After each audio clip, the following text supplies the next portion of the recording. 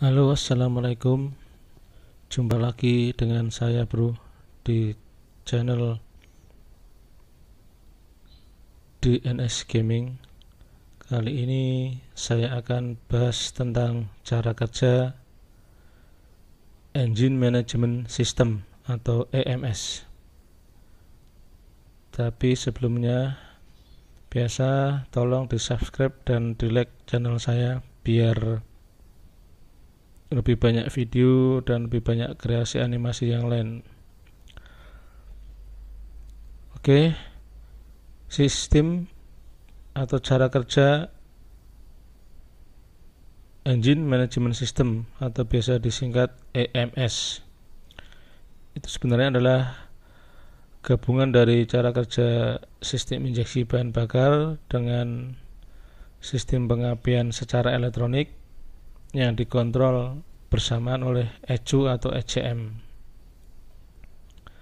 Seperti itu. Nah, oke, kita masuk.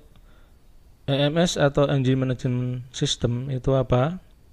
Yaitu sistem pengontrolan atau manajemen gabungan ya dari mengatur sistem injeksi bahan bakar dan sistem pengapian mesin secara bersamaan. Itulah yang disebut dengan EMS. Kita lanjut. Sistem injeksi bahan bakar atau EV, Electronic Fuel Injection, itu adalah sistem kontrol penyaluran bahan bakar dengan cara disemprotkan atau diinjeksikan yang dikontrol oleh sistem elektronik.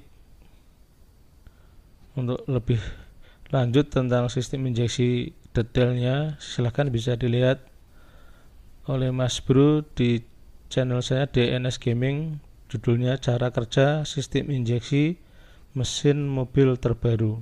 Di sana sudah dibahas secara komplit, bro. Kita lanjutkan. Bahasan yang kedua adalah sistem pengapian. Sistem pengapian di sini yang dipakai adalah sistem pengapian dengan model atau bentuk pengapian elektronik. Tipenya adalah DLI, itu kepanjangannya Distributorless Ignition, yaitu pengapian tanpa menggunakan distributor.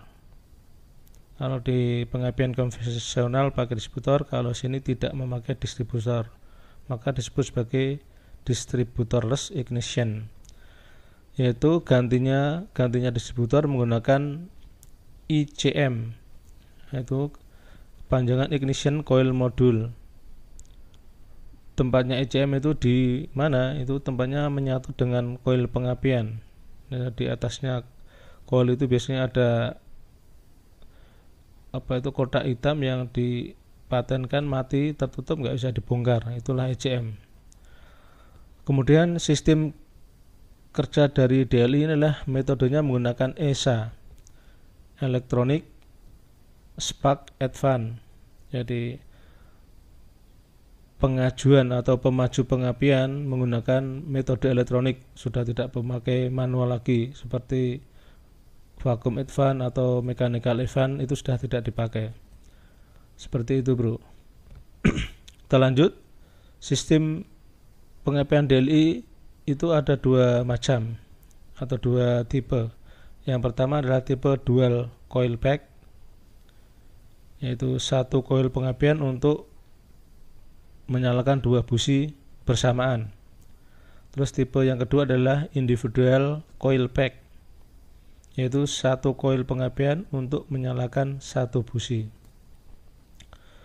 Berikutnya, bagian utama dari pengapian DLI di sini ada tiga, yaitu bagian sensor-sensor ya, yang mempengaruhi nanti waktu atau saat pengapian.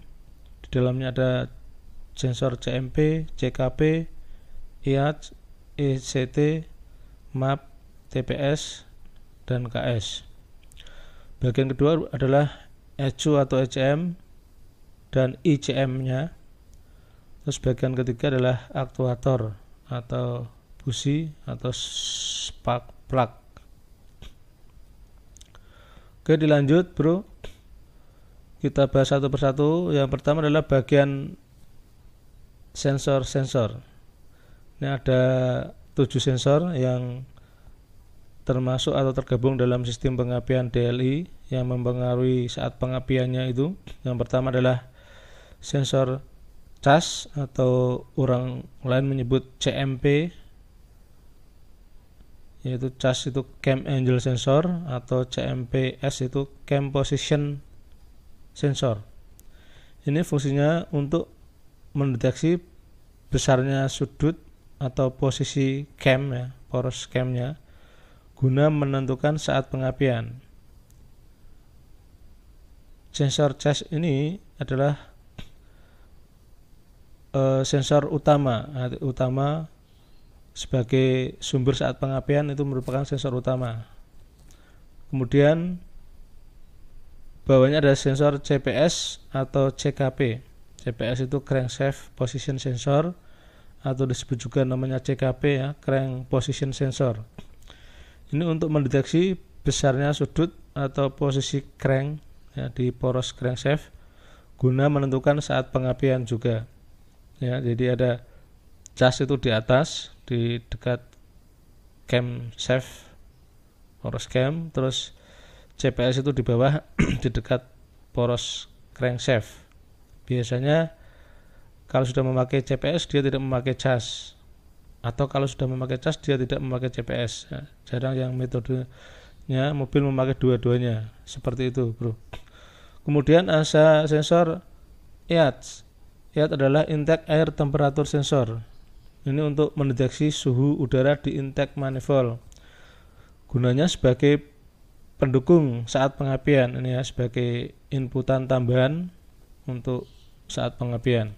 Kemudian berikutnya ada sensor WTS atau ECT, Water Temperature Sensor, atau ECT-nya itu Engine Coolant Temperature Sensor. Ini untuk mendeteksi suhu mesin. Fungsinya juga sama, guna pendukung saat pengapian. Nanti untuk informasi tambahan. Berikutnya adalah MAP sensor atau AFM sensor. Ini untuk MAP adalah kepanjangannya Manifold Absolute Pressure Sensor. Untuk AFM adalah Air Flow Meter Sensor. Fungsi untuk mendeteksi kalau MAP kerapatan atau tekanan udara yang mengalir di intake. Kalau AFM untuk mendeteksi jumlah udara yang melewati atau yang masuk ke intake.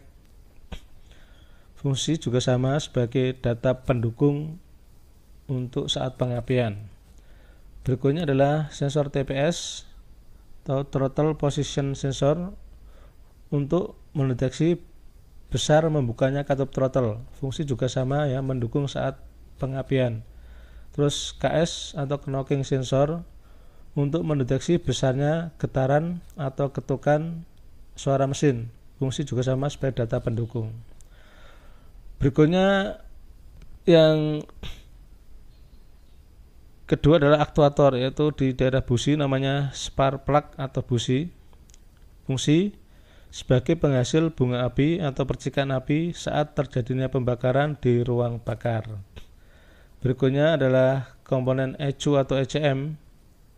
Ini adalah Electronic Control Unit atau Electronic Control Module.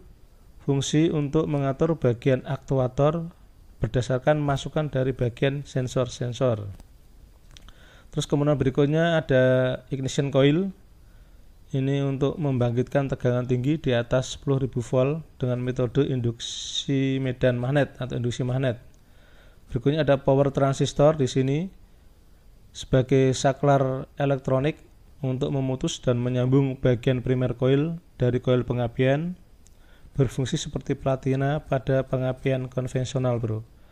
Terakhir ada ICM ya, ignition coil module. Ini berfungsi sebagai pengatur untuk memutus dan menyambung arus primer di coil pengapian berdasarkan perintah dari ESO. Fungsi seperti distributor di pengapian konvensional. Ini ada fuse dan kunci kontak dan baterai, ini juga pendukung berikutnya. Itu, bro. Semoga bermanfaat. Bagian penjelasan masuk di bagian kedua. Terima kasih dan wassalam.